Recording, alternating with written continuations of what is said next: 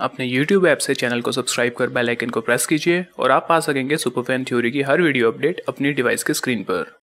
Hello दोस्तों, मेरा नाम अंश है और मैं स्वागत करता हूं आप सभी सुपरफैंस का अपने इस चैनल सुपरफैन थ्योरी पर। दोस्तों, जस्टिस लीग मूवी का नेक्स्ट ट्रेलर फाइनली आ चुका है और इस ट्रेलर में हमें मूवी की काफ़ी हद तक स्टोरी अब क्लियर समझ आती हुई दिखाई दे रही है। इस ट्रेलर में दोस्तों Avengers fame director Joss Whedon के रीशूट किए गए सीन्स हमें देखने को मिल रहे हैं और लास्ट और ट्रेलर्स के कंपैरिजन में जस्टिस लीग का ये ट्रेलर देखने में ज़्यादा इंटरेस्टिंग भी लग रहा है। हालांकि किसी तरह की फैन वॉर से बचने के लिए मुझे ये बात आप सबको क्लियर कर देना बहुत ज़्यादा ज़रूरी है कि जॉस वेडन ने जस्टिस लीग के कुछ सीन्स रीशूट ज़रूर किए हैं, पर ये सीन्स जैक स्नाइडर की विजन के अकॉर्डिंग ही शूट किए गए हैं। वेल एनीवेज दोस्तों, आज हम इस वीडियो में करने वाले हैं कॉमिक कॉन इवेंट में दिखाए गए जस्टिस लीग के ब्रांड न्यू ट्रेलर का ब्रेकडाउन। इस ट्रेलर के प्रीलूड सीन को अगर हम स्किप कर दें तो इस ट्रेलर की एक्चुअल में स्टार्टिंग होती है दोस्तों एक क्राइम सीन से, जिसमें कुछ क्रिमिनल्स गन की नोक पे कुछ स्कूल स्टूडेंट्स को बंदी बनाने की कोशिश कर रहे होते हैं। देखने से लग रहा है दोस्तों कि ये शायद कोई म्यूजियम है और ये स्कूल स्टूडेंट्स अपने टीचर के साथ इस म्यूजियम में कोई एजुकेशनल ट्रिप पर आए होंगे। और ये भी हो सकता है दोस्तों कि ये क्रिमिनल्स म्यूजियम में शायद मदर बॉक्स की लोकेशंस का सीक्रेट मैप ढूंढने के लिए आए हों, जो मे बी इस म्यूजियम में रखा गया हो, या ये कोई नॉर्मल क्रिमिनल एक्टिविटी भी हो सकती है।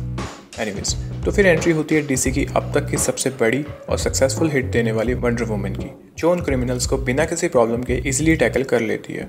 और उसके बाद नेक्स्ट सीन में वंडर वुमन को स्कल्पटिंग करते हुए दिखाया जाता है। यानी कि इस ट्रेलर के इस सीन में ये दिखाने की कोशिश की गई है दोस्तों कि वंडर वुमन कॉमिक स्टोरी की ही तरह डायना प्रिंस की आइडेंटिटी लेकर सबके बीच एक नॉर्मल लड़की बनकर नॉर्मल जॉब करना स्टार्ट कर चुकी है। इसके बाद दोस्तों हमें न्यूज़ में सुनने को मिलता है कि बैटमैन वर्सेस सुपरमैन के इवेंट के टाइम पर सुपरमैन के मरने के बाद लोग अभी भी सुपरमैन के मरने की वजह से दुखी हैं और उसका शोक मना रहे हैं। और न्यूज़पेपर के इस आर्टिकल में लिखा हुआ है दोस्तों कि वर्ल्ड विदाउट होप। यहाँ पे होप वर्ड को दोस्तों एज ए मेटाफोर यूज़ किया गया सुपरमैन के लिए, क्योंकि क्रिप्टॉन प्लैनेट जहाँ से सुपरमैन आया है वहाँ पर सुपरमैन के कॉस्ट्यूम पर लगे इस लोगों को सिंबल ऑफ होप माना जाता है। यानी कि हिंदी में बोले तो इसे आशा का चिन्ह माना जाता है। तो एक्चुअल में यहाँ पर न्यूज़पेपर की हेडलाइन का मतलब वर्ल्ड विदाउट सुपरमैन था, जिसको हिंदी में ट्रांसलेट करें तो मतलब बनता है सुपरमैन के बिना दुनिया। और इसके बाद साथ ही साथ हमें न्यूज़ में ये भी सुनने को मिलता है दोस्तों कि सुपरमैन के मरने के बाद बैटमैन भी अब दिखना बंद हो चुका है, जिसकी वजह से क्राइम रेट बढ़ता ही जा रहा है सिटी में। शायद इसलिए कमिश्नर जेम्स गॉर्डन बैटमैन को बुलाने के लिए बैटमैन के बैट सिग्नल को एक्टिवेट कर देता है। यहाँ पर दोस्तों बैटमैन की एब्सेंस की न्यूज़ उस टाइम की होगी जब बैटमैन ब्रूस वेन बनकर फ्लैश और एक्वामैन को रिक्रूट करने के लिए गया होगा जस्टिस लीग टीम को वंडर वुमन के साथ मिलकर बनाने के लिए, ताकि वो सब मिलकर एज ए टीम स्टेपनवुल्फ और उसकी पैराडिमन्स की आर्मी को रोक सके।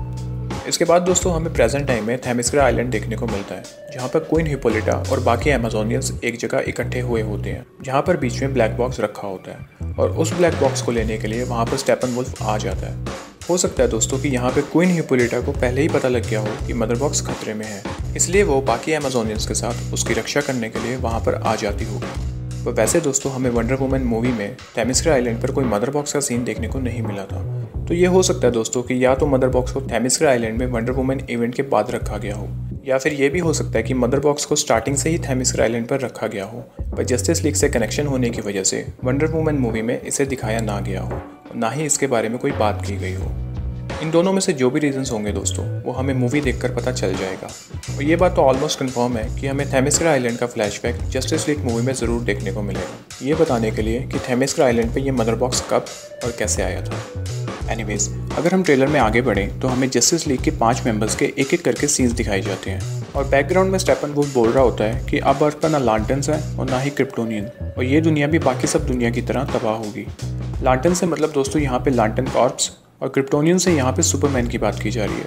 पर ये बात तो हमें पहले से ही पता थी दोस्तों कि सुपरमैन जस्टिस लीग में होगा, पर लांटन्स का मेंशन करना थोड़ा अनएक्सपेक्टेड था। इसका मतलब है दोस्तों कि स्टेपनवुल्फ जानता है कि लांटन्स कॉर्प्स DCEU में एग्जिस्ट करते हैं और उसकी लांटन्स के साथ हो सकता है कि कोई हिस्ट्री रही होगी। आई मीन गाइस, यहाँ हो सकता है कि जस्टिस लीग में हमें एक सरप्राइजिंग कैरेक्टर देखने को मिल जाए, जिसकी स्क्रीन प्रेजेंस शायद इस मूवी में काफ़ी छोटी हो सकती है। वेल, इसके बारे में मैं आपसे इस वीडियो के लास्ट में बात करूँगा। अभी ट्रेलर के आगे की सीन्स की तरफ बढ़ते हैं। नेक्स्ट सीन में अल्फ्रेड ब्रूस से पेंगुइन का जिक्र करते हुए बोलता है कि मैं उन दिनों का याद कर रहा हूँ जब हमारी सबसे बड़ी टेंशन ये होती थी कि पेंगुइन से कैसे निपटा जाए। यहाँ पे अल्फ्रेड दोस्तों बैटमैन वर्सेस सुपरमैन के डूम्सडे इवेंट और आने वाले स्टेपनवुल्फ के खतरे से रिलेटेड बात कर रहा है कि अचानक ये डूम्सडे और स्टेपनवुल्फ जैसी बड़ी प्रॉब्लम्स कैसे आ गई हैं। वैसे दोस्तों इस ट्रेलर में फैन फेवरेट पेंगुइन का जिक्र करना और बैटमैन वर्सेस सुपरमैन में जोकर से रिलेटेड सीन दिखाना और फिर डीसी की नेक्स्ट मूवी सुसाइड स्क्वाड में जोकर का दिखना, मतलब कि अब डीसी भी अपने यूनिवर्स को तेजी से क्रिएट करने की कोशिश कर रहा है। तो मे भी हो सकता है कि पेंगुइन अपने ही जैसे एक और कैरेक्टर के साथ हमें फ्यूचर में बैटमैन की सोलो मूवी में एज ए सुपर विलेन नजर आ जाए। एनीवेज, उसके बाद इस सीन में दोस्तों हमें मदर बॉक्स के साथ जस्टिस लीग के मेंबर्स दिखते हैं, यानी कि हो सकता है कि 3 में से एक मदर बॉक्स स्टेपनवुल्फ ने थेमिस्क्रा आइलैंड से हासिल कर लिया हो, पर एक मदर बॉक्स अभी भी जस्टिस लीग के मेंबर्स के पास सिक्योर रखा हुआ हो। फिर एक सीन में वंडर वुमन को जस्टिस लीग के मेंबर्स को बोलते हुए दिखाया जाता है कि वो सब एज ए टीम मिलकर लड़ेंगे, तो कोई अकेला ना लड़े। इस सीन में दोस्तों स्टेपनवुल्फ और उसकी पैराडेमन की आर्मी से शायद लड़ने की बात की जा रही है।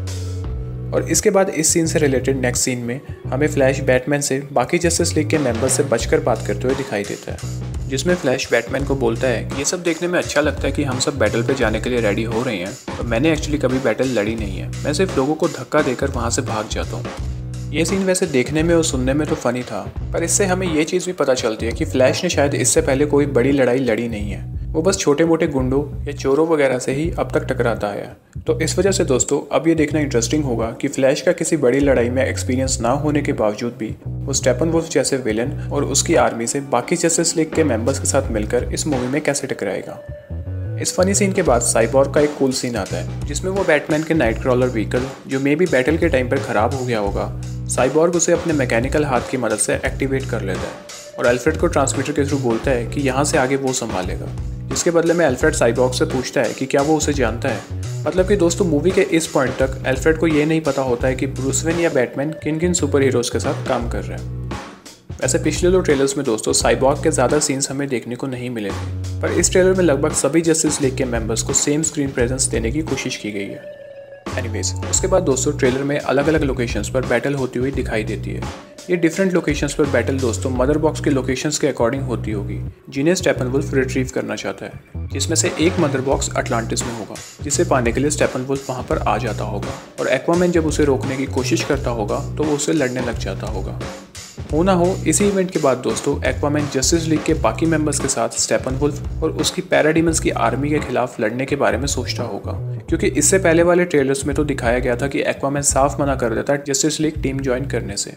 इसके बाद काफ़ी कूल शॉट्स भी दिखाए गए हैं दोस्तों ट्रेलर में, जैसे अमेज़ोनियंस भी इस लड़ाई में कूद पड़े हैं पैराडीमंस के खिलाफ लड़ने के लिए, और एक्वामैन को एक पैराडीमन के ऊपर 10-20 मंजिला बिल्डिंग को तोड़ते हुए सर्फ बोर्डिंग करते हुए भी दिखाया गया है। और तो और वंडर वुमन भी अकेले स्टेपनवुल्फ से टक्कर ले रही है। तो देखने में तो ये सीन्स काफ़ी ज़्यादा इंट्रिगिंग लग रहे हैं और इस ट्रेलर ने मेरी एक्सपेक्टेशंस जस्टिस लीग से बहुत ज़्यादा बढ़ा दी है।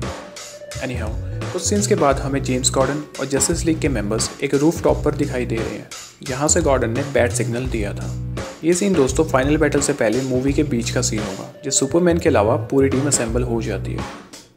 उसके बाद ट्रेलर के एंड में दोस्तों अल्फ्रेड किसी से बात करता हुआ दिखाई देता है और बोलता है कि उसने कहा था कि तुम आओगे और उम्मीद है कि तुमने आने में ज़्यादा देर नहीं की है। इस सीन में ये बात काफ़ी ज़्यादा सरप्राइजिंग थी दोस्तों कि अल्फ्रेड ऑलरेडी किसी को एक्सपेक्ट कर रहा था या उसे पता था कि कोई आएगा। इस शॉट में वैसे कुछ क्लियरली नहीं दिखाया गया दोस्तों कि अल्फ्रेड किससे बात कर रहा है, पर कुछ फैंस स्पेकुलेट कर रहे हैं कि अल्फ्रेड यहाँ पर ग्रीन लैंटर्न से बात कर रहा है, क्योंकि हम अगर अल्फ्रेड के स्पेक्स की तरफ जूम करके देखें तो हमें हल्की सी ग्रीन फ्लेयर दिखाई दे रही है। अब ये ग्रीन लैंटर्न की रिंग है जो चमक रही है या फिर कैमरा लेंस की फ्लेयर है, फैंस के बीच ये कन्फ्यूजन बनी हुई है। वैसे इस प्लेन की ग्रीन लाइट की वजह से भी फैंस स्पेकुलेट कर रहे थे कि ये कहीं ग्रीन लैंटर्न ना हो, पर दोस्तों आई थिंक ये एक नॉर्मल लाइट है और लैंटर्न्स का ट्रेलर में जिक्र होने की वजह से हम कॉन्शियसली ग्रीन लैंटर्न को ढूंढने की कोशिश कर रहे हैं, तो इस वजह से हम हर ग्रीन लाइट या फ्लेयर को ग्रीन लैंटर्न से रिलेट कर रहे हैं। और दोस्तों अगर आप इस सीन को ध्यान से देखेंगे तो स्क्रीन की साइड पर हमें सुपरमैन का रेड केप दिखाई दे रहा है, तो ये सुपरमैन ही है।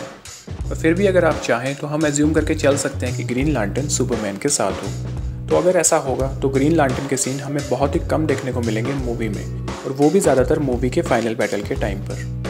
और हो सकता है दोस्तों कि ये ग्रीन लैंटर्न एलन स्कॉट हो, जो जस्टिस लीग के मेंबर्स को बचाने के चक्कर में अपनी खुद की लाइफ गंवा देता हो।